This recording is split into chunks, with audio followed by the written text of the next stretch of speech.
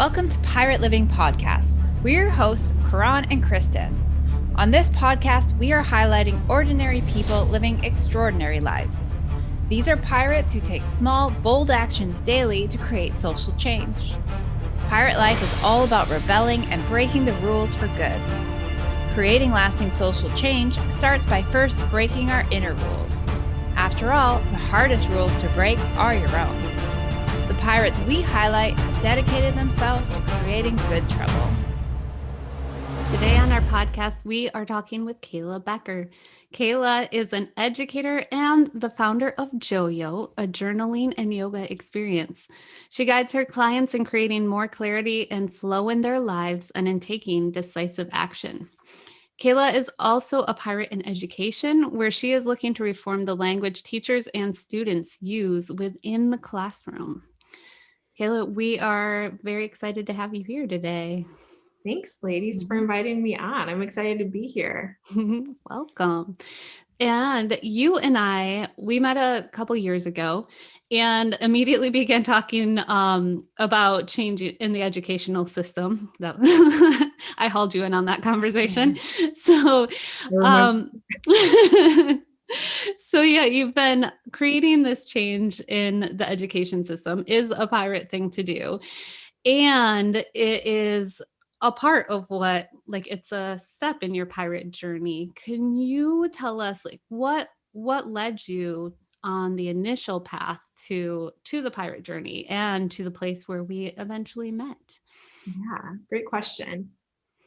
So my pirate journey began unbeknownst to me. I was living what I thought was a very healthy lifestyle. I had been in a couple of different relationships with individuals who were really healthy individuals. And I always thought I aspired to be like them because they seemed to be like the pinnacle of what health and fitness should be. And I always felt like I wasn't good enough. Like I had to keep striving, that I was like beneath them. So I began what I thought was a healthy change. I did a lot of fasting, and I did like extreme fasting, which was very unhealthy for me, and caused me to lose my period for periods at a time. But I had lost weight and everyone told me how great I looked. And that's when I got the compliments that reinforced that behavior. I also had picked up like a lot of different like movement practices. And I was really busy one summer training for a half marathon and doing kids yoga classes and teaching yoga and teaching a boot camp, and very, very busy and very active. And I remember one morning coming home from a 5:30 class in the morning, and I put my head down on the carpet and I was like, you are killing yourself. Like you are killing yourself by doing this. But it was like, this is what you're doing. Like you said you're going to do it, so stick with it. Fast forward to like 2 months later, I was going to be running a half marathon and I had like extreme pain on my left side. And I went to my chiropractor and he's like, hey, you're healthy, you're fit, you're good, run. And I was like, okay, like if that's what the doctor's telling me to do, then I must be healthy. Like, why would he tell me anything inaccurate? So I went on the half marathon, like mile 5 or so. That extreme pain came back and I did the things that I knew I should do. Like I paused and I got some water. I did some stretches. I breathed. I focused on my breathing and it didn't get better. Eventually I fell. I thought I popped my hip out of place. A couple hours later, I was in surgery. I had fractured my hip. And that's when my journey began, because that's when I realized that that was exactly where I was supposed to be. And even though experiencing like the surgery and like the pain and all of that could have been really awful, I was like so happy to finally be resting, number one. And number two, like finally having my body like shake me and be like, stop, like we're going to force you to breathe. We're going to force you to like take a pause and change your life. So that's what started my pirate journey, was the fracture. And then after that, I started taking a Czech practitioner course. So I started taking some Czech classes. And then I found a Czech practitioner to help me with my recovery. because I was really slighted by the medical system after that, because I felt as if the people who had given me advice that I'd really listened to didn't necessarily know what they were talking about. So I wanted to pursue a different angle. And then a couple months later, I was at PaleoFX, and I went to listen to Mike Bledsoe talk. And I listened to him because I'd been listening to his podcast, Barbell Shrugged. And then there was this other guy that came in, and I started to leave. And then I was like, oh, I kind of like what he's saying. So I sat back down, and then that's when I listened to Mark England present with him. And I decided to sign up for Unlifted. And then that's what started and pushed the journey forward for me. Yeah.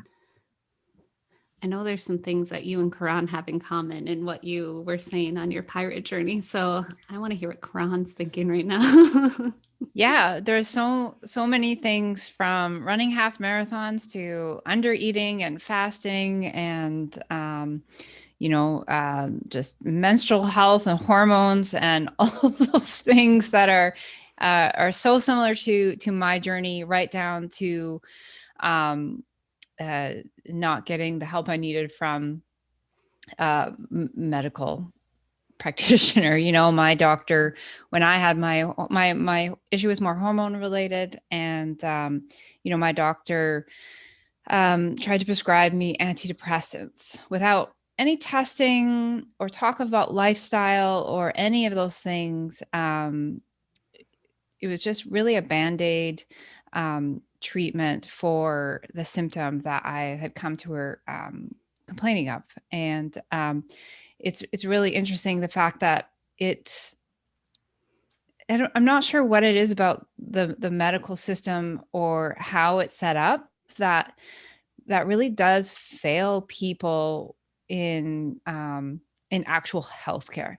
Like, if I'm sick, if I'm shot or whatever, if I'm in a car accident, definitely my sick care take me to a doctor. But I'm wondering, for you, I know you talked about working with a Czech practitioner, but when it came to your actual healthcare versus your sick care, where did you get the most help from? For me, I was really lucky to find a naturopathic doctor, who was also a Chinese medicine doctor. So she came at it from a very Eastern approach to medicine. And between that and acupuncture, I found a lot of help. And I'm wondering what healthcare actually helped you in the end. Yeah.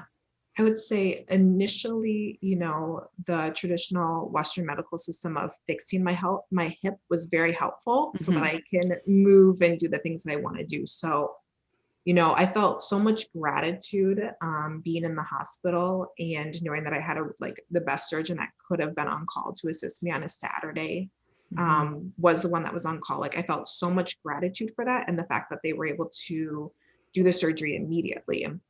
So I felt a lot of gratitude for that. And then that was basically where that stopped for me. They did the surgery, and that was fantastic. They put it all back together for me. I was able to move. And my family doctor, because I had a follow-up after that, my family doctor wanted me to see a bone density specialist. And that was the second thing that was really helpful for me, because that made me aware that I actually had osteomalacia, and that I had developed that myself over time. And then I knew I needed to do something with it. That gave me a direction based on the labs for what my current state of health was.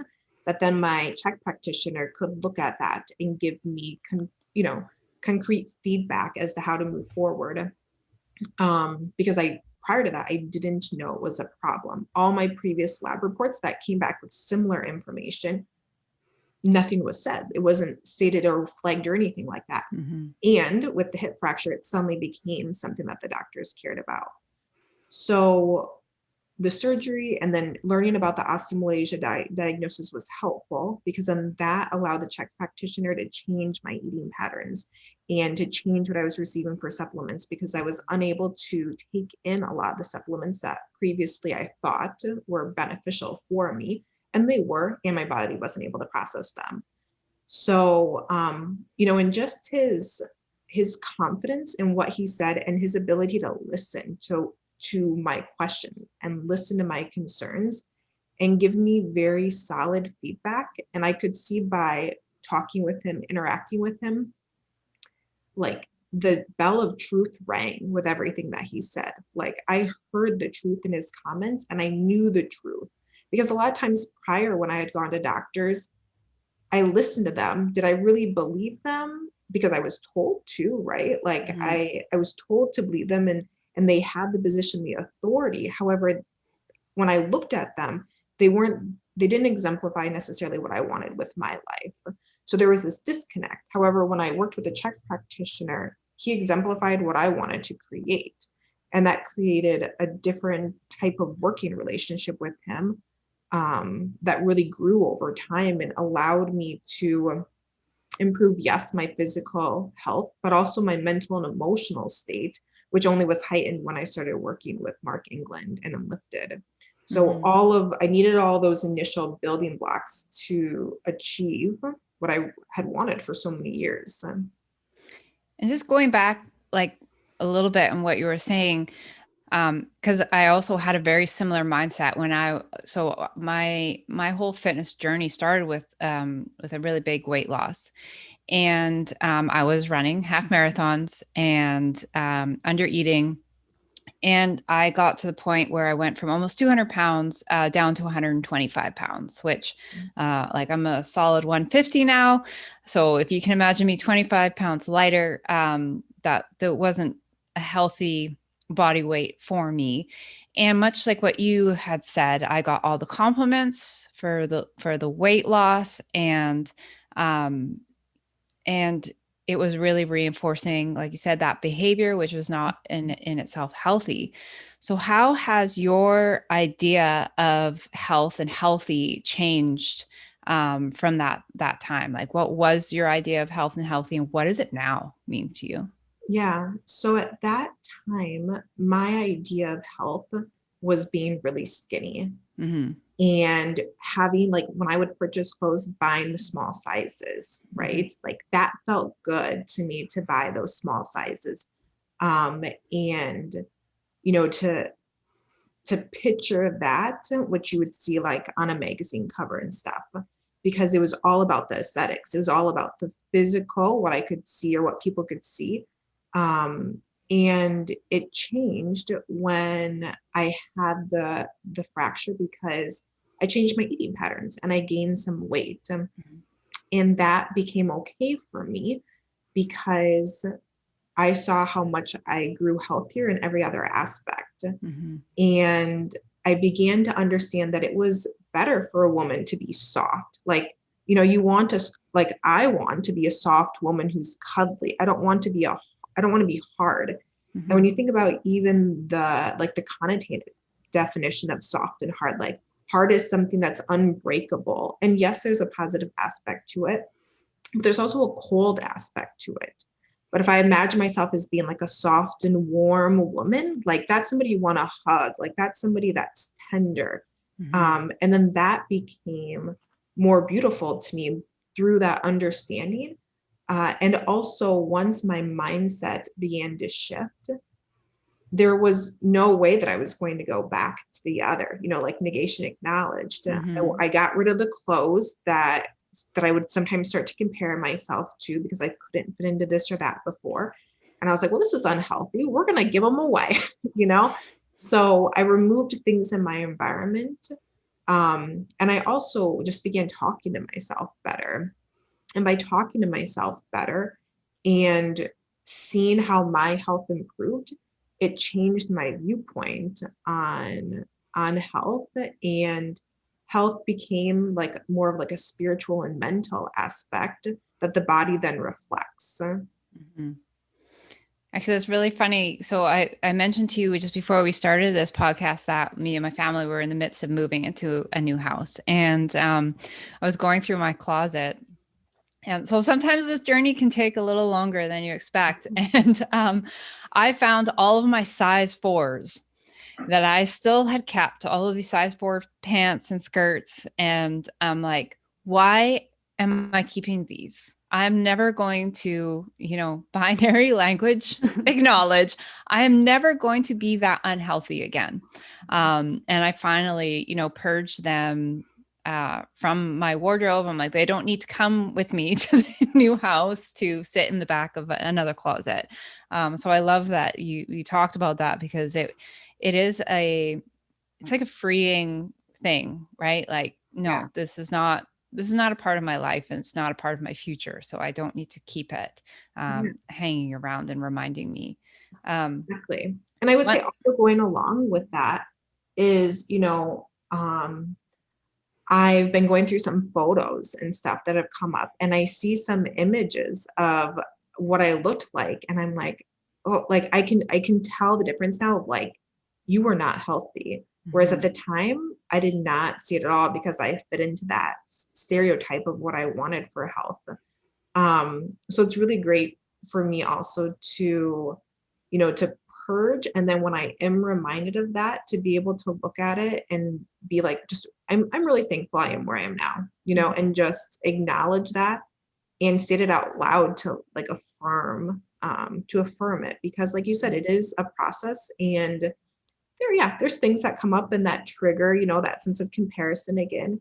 And I bless those thoughts, and I'm happy for my new sense. Yeah. One other thing that came up to me when you were talking about just the difference between like being hard and being soft, I think for me, before I became a full-time coach, I worked in a very like male-dominated industry. I used to work as in hazmat, which is and dealing with things like train derailments and drug labs and things where I was mostly surrounded by men. And I found that I was really living primarily in that masculine energy. And I'm wondering for you if you noticed just with your energy when you were looking at that more hard cold, if you were living more in your masculine energy, and if that's more turned into embracing your feminine energy now. Yeah, it's great that you say that, because I was, and I do sometimes have the tendency to be very push, push, push, to push things forward. And I know I developed that from my father, and a certain type of like mindset, like work hard and you should be working all the time. That strong work ethic, that is a beautiful aspect to embrace. And it's great to have boundaries on it. And I lacked boundaries. Boundaries were not something that I learned either from the school system or from the people around me. And when I did see them in others, they were more off-putting to me. So the sense of pushing was something that was very consistent, which is where I came into, doing all these different movement exercises and going to the extremes as opposed to finding a healthy and happy balance for myself. So that, there's a lot of yang. There's a lot of yang. Definitely. Yeah. And one thing that like is coming up to me too as I'm listening to you talk is we put a lot of faith in medical doctors that have a tendency to, and yet along your journey you realize like they're not going to rescue me. They're not my saviors. I am going to have to do the work in order to get myself healthy and be where I want to be. And what was that turning point for you too? And how, what have you done since to really start taking control? Yeah. Part of me knows that when I went to see the chiropractor a couple of days before the race, I wanted the chiropractor to tell me you shouldn't run. Like I wanted somebody else to give me the confirmation that I felt inside. And when the medical doctor said, you're fine, run, then I didn't listen to myself. I didn't listen to that sense of intuition at all. I pushed it aside. So when I had the fracture and I was sitting in the hospital, and I woke up from surgery, I just remember I felt such a sense of joy. And it was such a strange feeling because everyone around me was like sad. My sister was getting married in 5 weeks. I was the maid of honor. how are we going to walk down the aisle, and all these different things the family was concerned about. And I was so happy to be exactly where I was. And actually the first thing I remember doing that, where I like took on my sovereignty, I took on my power, was I texted a friend who, her now husband makes a lot of bone broth. And I was like, will you please, like, I know I'm going to need bone broth. I know I'm going to need like high quality foods. Will you please go and make something for me? And it was like accepting that as opposed to whatever like pills and drugs I was going to take. Like, that's what I wanted to consume. So that was the first step. And then the second step of like taking back my power was I had a lot of people like out of kindness reach out to me and like, I'm so sorry this happened to you. It must be so awful. And all these types of condolences that they gave with the best of intentions. And my common refrain was, thank you. And I'm doing really well. Like, I'm so thankful that I had a really great surgeon. I'm healing really well. I'm feeling really good. I'm not taking the pain medication. Like, I'm already off a lot of it. Like, that was my common refrain that I said. And that's what focused me on, you're doing okay. Like, you're doing really well. And without even knowing anything about language, like, I just remember consciously saying that consistently to people. And it completely changed how I viewed my days being home for those 6 weeks. And it totally changed how I viewed my recovery. Like, it became a joyful time. My mom was here to take care of me. My sister worked from my home. Friends came over and like visited with me. Like, it was such a change of pace from what I had previously been experiencing. And I was talking so much kinder to myself, that it was the most healing aspect. And then I was reaching out to a Czech practitioner. I was interviewing Czech practitioners that I wanted to work with me. Like, rather than just calling up a doctor, hey, will you take me? Like, I contacted 3 different ones. I talked with every single one. I went through the list and then I chose my power with it. And that's how it began for me. Yeah, I really like that. Even just the fact that you interviewed different Czech practitioners and chose the one that was best for you, not just, like you said, reaching out to one and being like, hey, will you work with me? I really like that in terms of, like you said, taking your power back and giving yourself the choice and the options and the permission to make your own choices, right? Yeah.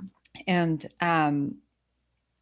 one of the things that goes with giving yourself permission in terms of being more pirate is leading like social rebellions.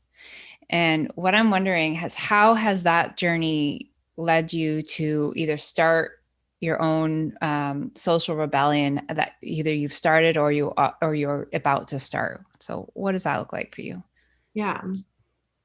It reminds me of my own inner power. Like, that's what those moments remind me of, is like, I have a lot of power within myself. And previously, and I would say a lot of individuals in our contemporary culture, they hand their power away to somebody else. And that's very easy to do because that's what we see. So for me, the social change starts with me of taking back my power, taking back like what I believe I'm capable of doing, and listening to that voice, that sense of intuition within me, so I can move forward, so I can do the things that I want to do as opposed to the things that I think I should do. So that's grown. Kristen mentioned like when her and I first started working together with Heart Connection and looking at what that would look like with teachers, and using my knowledge of language within my classroom with my students and making those small shifts within myself to create better days that I would interact with the kids. And then I would say this past fall is really when I felt this urge to take action. I had the desire in the spring of 2020, and I felt really unsure. And I wasn't sure what direction I wanted to take. So I kind of just let it sit. And then I waited for the feeling to come and the action to come this past fall. And then I just follow that good feeling wherever it takes me.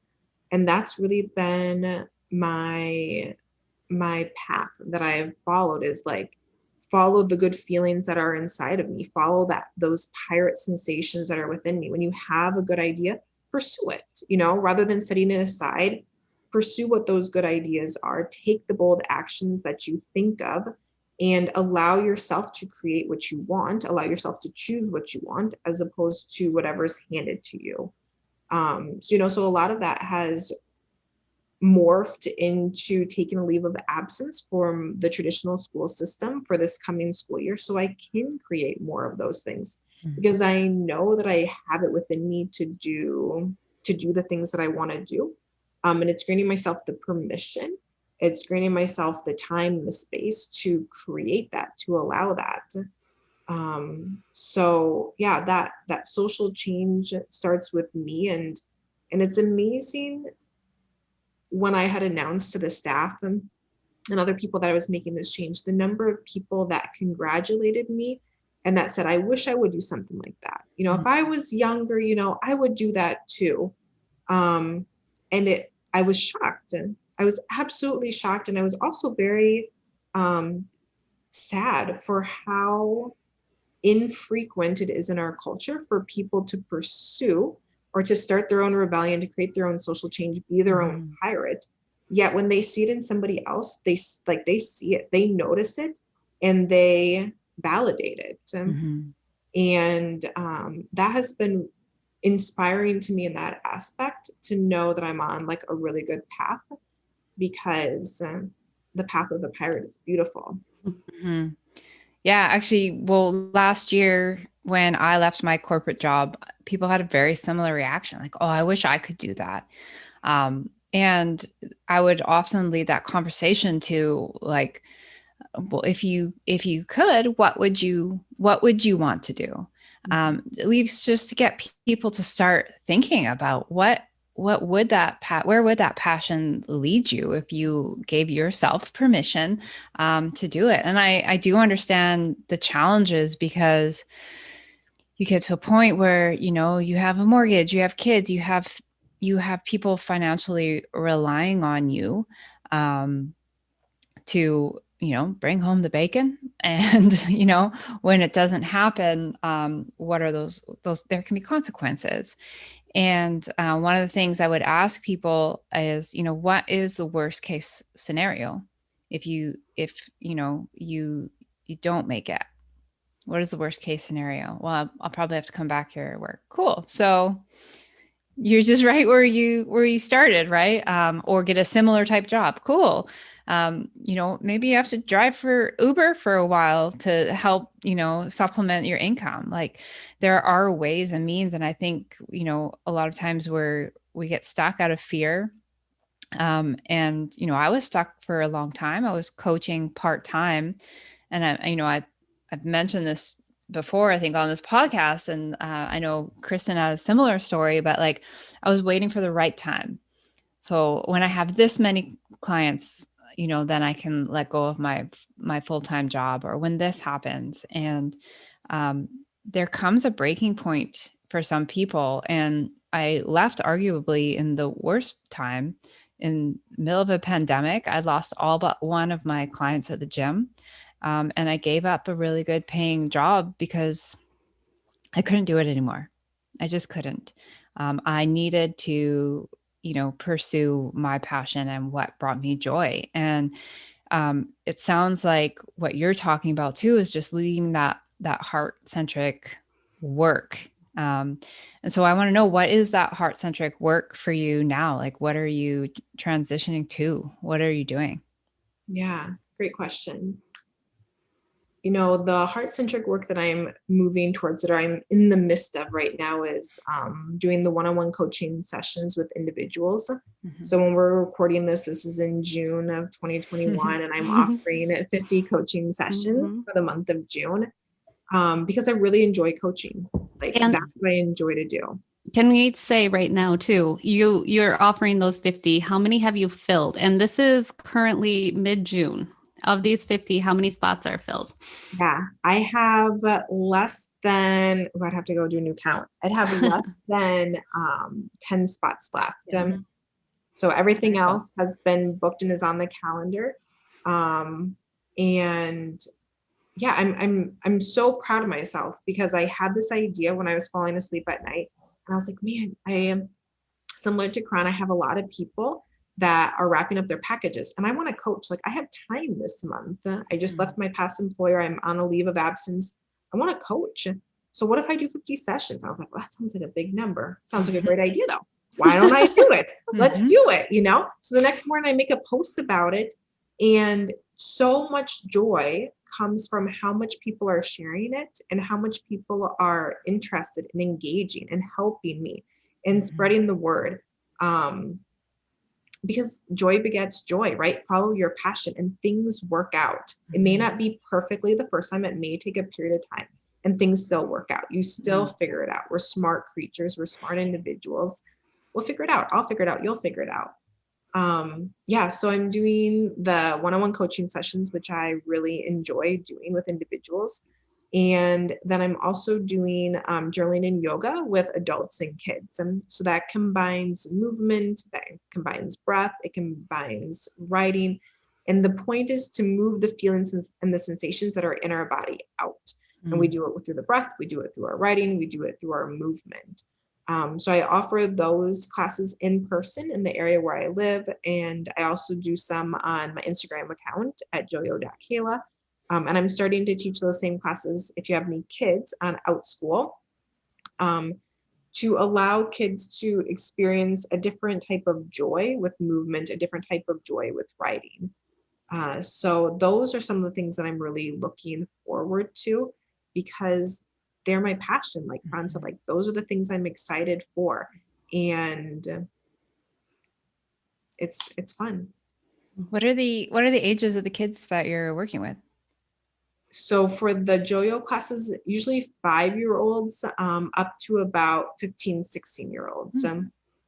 So tonight I'm doing a youth group of girls from 12 to 17, and I'm going to one of their backyards, and there's going to be a bunch of girls there, and we're going to do journaling and we're going to do yoga and have fun, like a different type of community, a different type of conversation. And I love talking with kids about what they did well. Like, what can you continue to improve on? What did you learn about yourself? They get so excited to talk about it, and their ideas are so insightful. I love that. Yeah. I want to do it. Yeah. And if you go to her Instagram every now and again, you can join her. Yeah. Yes. And you know, leaving my teaching position allows me to do more of those things as well, because, you know, my past mindset would be, you know, yoga has to be hard. You have to sweat a lot. You know, you have to put your body under a lot of stress. And now I like the playful aspect. You know, I like the balance of the working hard, and I like the balance of being playful and laughing. Like some of the IG lives that I do with Language Ninjas with Kristen, you know, we pretend that we're animals and we do silly, fun things, and it's playful, it's fun, it's movement, and it's engaging. Yeah, we have fun on Mondays. So. losing our balance, pretending we're animals, acting like children. For the big kids and little kids alike. Yeah. And so you had mentioned as well, like when you started working on the yourself, doing the inner work and going within, there was a change and a shift in your classroom and what was happening there. So as a, I also was a teacher. So, and when I started doing the work, for me, the same thing, like my classroom, when it changed, like the atmosphere changed when I was working internally. And when the mental and the internal shifts happened, it also shifted in my classroom. So yeah, would you mind telling us a little bit about what happened within your classroom, what shifts you saw before and after you started taking your pirate journey? Yeah. So I would say before my pirate journey, there was compassion, but it was a different type of compassion. that I felt or that I experienced. And as I went through, as I became more compassionate for myself, it allowed me to feel a deeper sense of compassion for the students and to show up differently for them. It allowed me to show them how to set boundaries. It allowed me to use my language to affirm what I wanted of them. You know, I would tell the kids, like, hey, this assignment's due at this time because I am going to take the weekend off. So me wanting to, respect my own boundaries is requesting this. And I would always give them the option that you can turn it in late at this time if you come talk to me in advance. So also teaching them how to negotiate as well, as opposed to like, hey, it has to be turned in by this date. Otherwise, like, sorry, no luck. So it really became negotiating, like teaching the fundamentals of negotiating and advocating for yourself is really what it was about. And I really enjoyed modeling that with the students. And then creating those boundaries was really important because at the middle school level, you don't necessarily always see that. And at the middle school level is typically when kids start to push their own boundaries in different ways, some of it in healthy ways and sometimes in not so healthy ways. So allowing them to see an adult who had boundaries around various things was very helpful, I would say, also for them, and give them a different frame of reference. And also it just felt better saying what I wanted of the kids. And I would see some staff members that I worked with would get so escalated and so upset. And it was hard for me to understand that as I continued. I would have empathy for them. And I remember feeling that way. And that's a very hard way to live, to be upset or to be agitated or to take something personally, rather than realizing like that story has nothing to do with me. That's something completely different. And I honor and I respect that. And this is what I'm able to do within that confines. So for me, it was just really empowering. And I went home different too, right? Like previously, when I would get home from work, I would take my dog for a walk and I'd be talking to myself a mile a minute about all the things that went wrong and yada, yada, yada. And now I can take my dog for a walk and it's a nice, relaxing walk. I think about like the stuff that went really well and what I enjoyed about the day. And it's a totally different frame of reference when I'm walking my dog, and how I'm interacting, like when I leave school and how I feel. Mm-hmm. And you're teaching them to advocate for themselves. And as I'm listening to that, you spoke earlier into how much you had advocated for yourself. So taking that journey first within you gave you the opportunity to be able to present to them as well. Like, this is what I've already done. Now I'm going to hand you the tools as well. Yeah, exactly. It's important to take that first step, right? To go on the path on our own, because then we're more able to teach it to somebody else or to even show them potentially the way unknowingly many times to ourselves, because it becomes a habit that we've ingrained, which is so beautiful. Mm-hmm. Sorry, go ahead. No, I was going to ask about small, bold actions, and I want to know now. Well, I was going to ask, you did mention journaling, which I imagine is a big part of your practice. What is one of the most uncomfortable question that you asked yourself in order to start on your rebellion? I've thought a lot for the last several years about like regrets and like, what would you regret? Mm-hmm. And one of my biggest regrets, like one of my biggest fears that would pop up is, this is what you do with your life. Like you didn't do anything else, and that sense of lack or that sense of not fulfilling, negation, acknowledge my purpose, of leaving it on the table and assuming somebody else is going to finish it for me, was one of the aspects that really has enabled me to take the small, bold actions.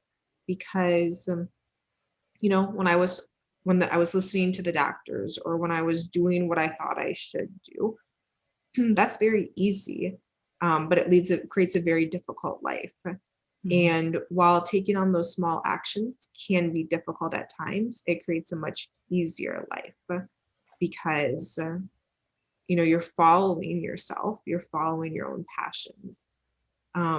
So, it was this realization that I had when I got to my early 30s, which was like, I did so many cool things when I was like in high school and college and right out of college. Like I did so many trips and I went cool places and my life was like, wow, like, I can't believe you're doing all these things. And yeah, I can believe it because you're doing all these things, like you went on all these trips.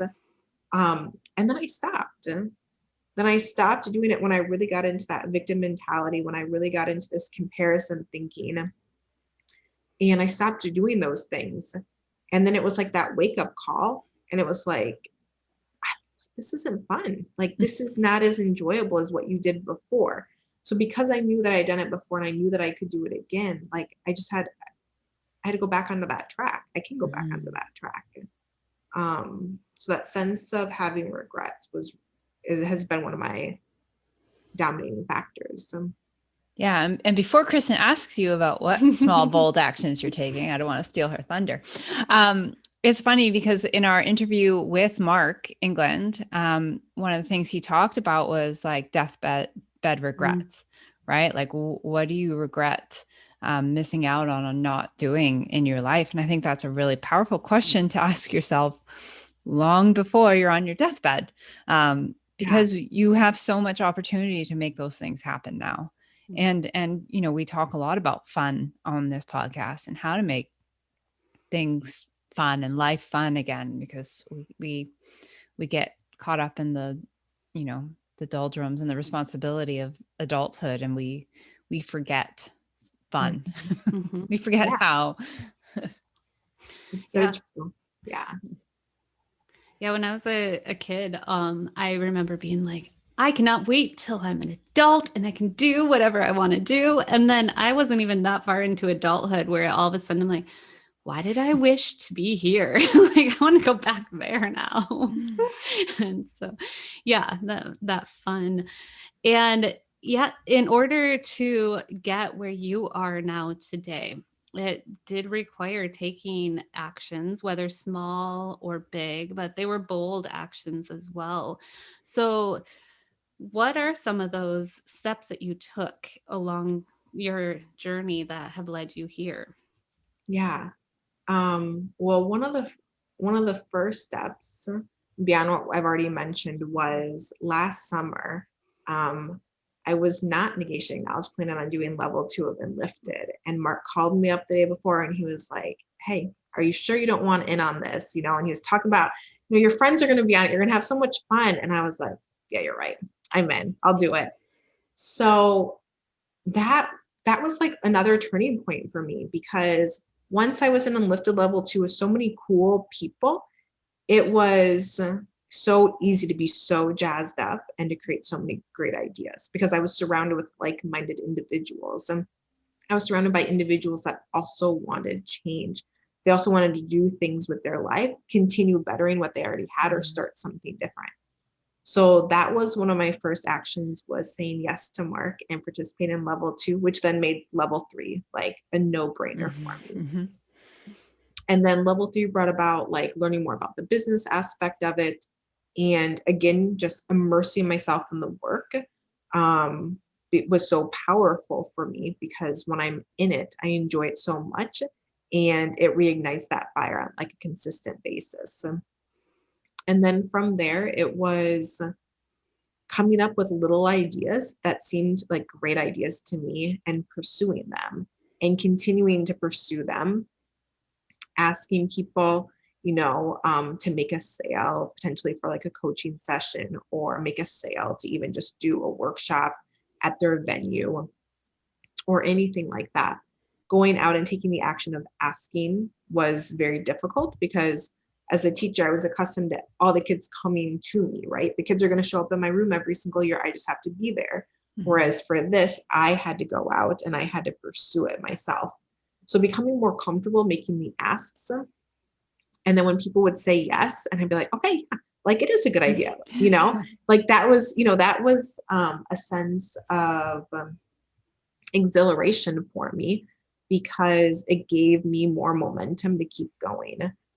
And that has just continued and led me to coming up with the idea of 50 sessions in June. And hey, I should do this on OutSchool, and just other ideas, just it snowballs, right? That the wind snowball, Kristen, I think is what the terminology is.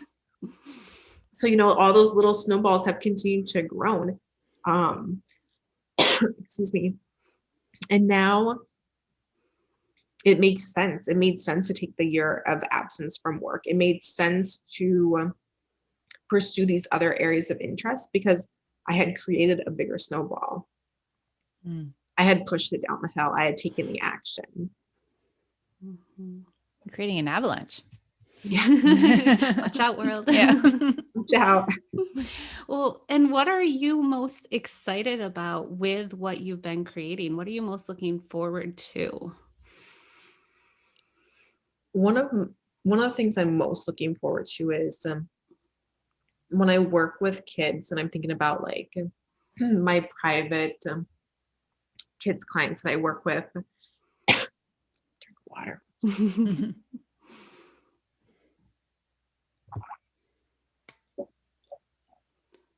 One of the things I'm most looking forward to when I work with my like one-on-one kids clients, I really enjoy allowing them to celebrate the things that they're good at. And it's one thing that we didn't talk about in school, like wasn't discussed as a classroom teacher. It was always something else that they had to be learning. There was always something else that they didn't know, right? You need to learn this. There's a new skill you need to learn. There's all these things you don't know yet. You need to learn them. As opposed to like, what are you already really good at? Like, what are you already really proud of? And celebrating that with the kids because they know what they're good at. They can tell you, they want to share what they're good at. And to me, that's something that brings me a lot of joy, is allowing them to state their power, like to state their own piracy. So that's powerful. And then like the same thing's true when you work with adults. Adults sometimes have more muck and stuff to get through.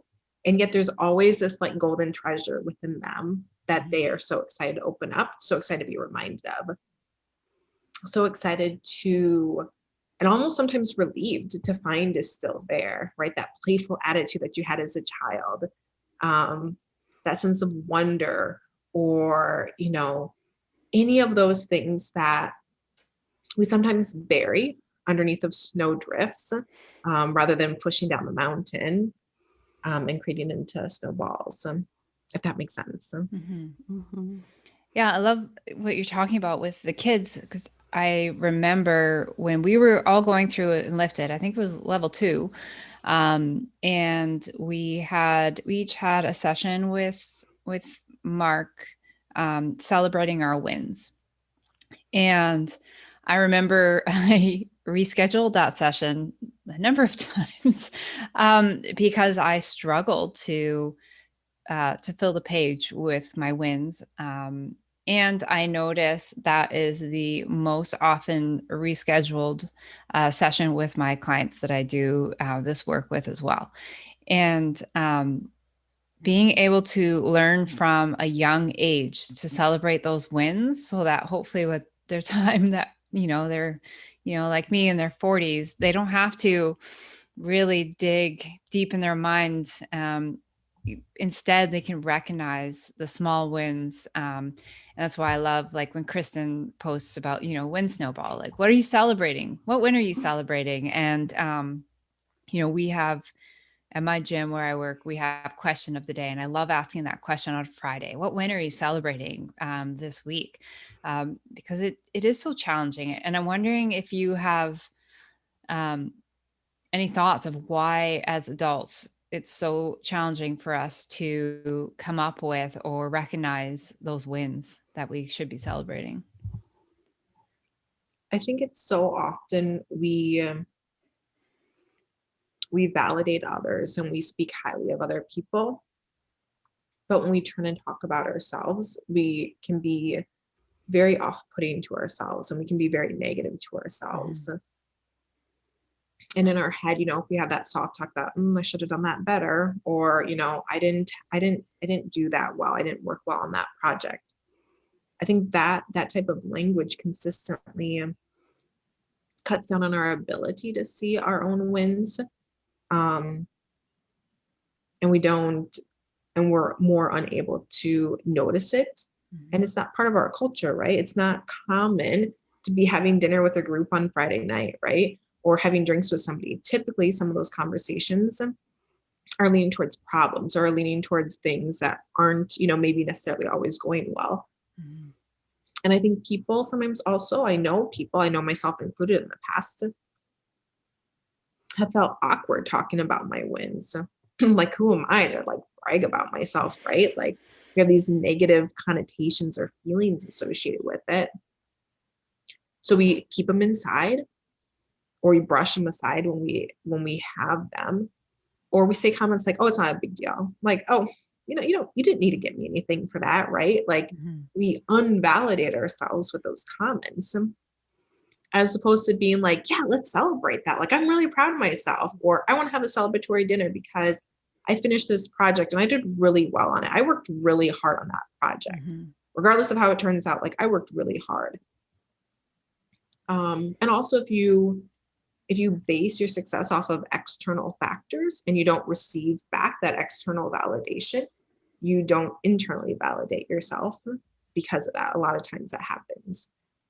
So I think there's a lot of contributing factors that makes it very unlikely for adults to recognize, state, share, celebrate their wins. If you think about it too, like a lot of us, we're getting that inner voice is developing as we're kids from the adults around us, from our teachers, our parents, older people we're looking up to, what they've said to us, what we're seeing them say.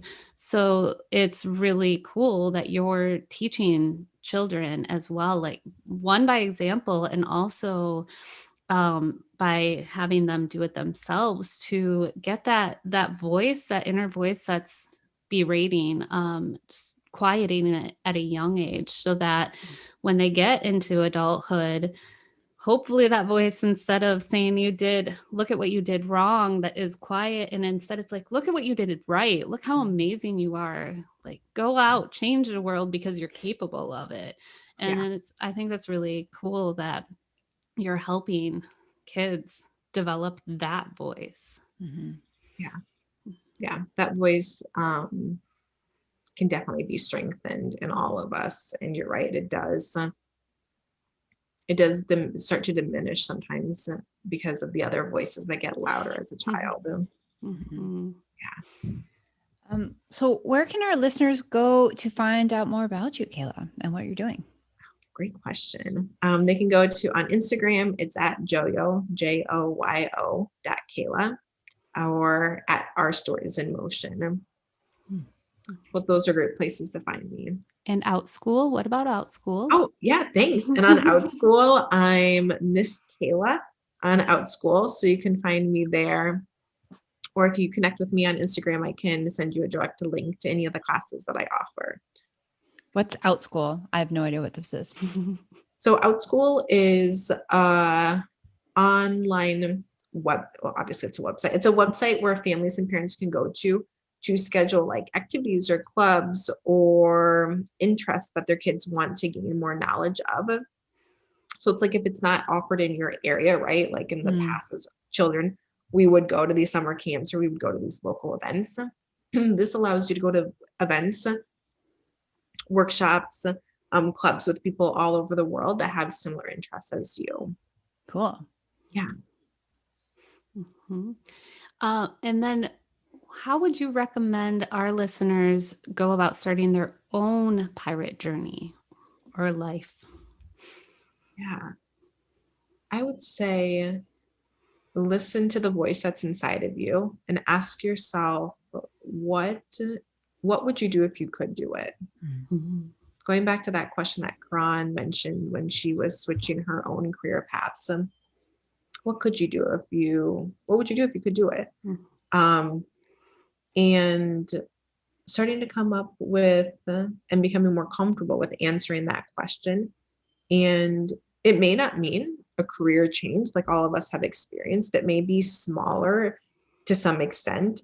And it'll still have a really big impact on your own life because you're finding your own sovereignty, you're finding your own power, you're creating it. And it's a beautiful thing. Pirates come in all shapes and sizes, and we need all of the pirates in order to create greatness, so create those wins. Yes, excellent. Mhm. So I have one more really important question. Okay. Kayla, do you know any pirate jokes? I don't know any good pirate jokes. I can. We didn't say good.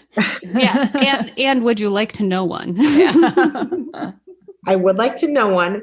And I was actually, I forget the term of what it is when you rearrange, like when you rearrange letters in like a word. So like if you rearrange the letters in like the word pirate, one of the things that comes up is you like reap it.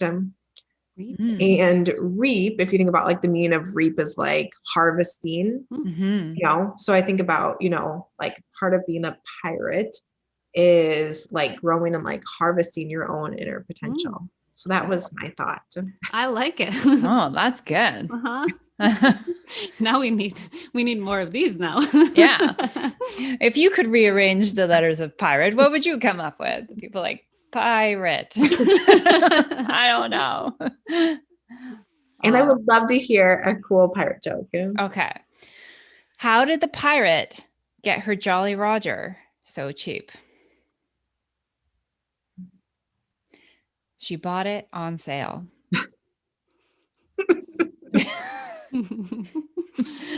Like we said, they don't have to be good. Wasn't it so cool? Oh, cool. I love it. Well, thank you for talking with us today. Thank you. I enjoyed speaking with you guys. It's been awesome. We've really enjoyed. It's the end. Goodbye. We really enjoyed it.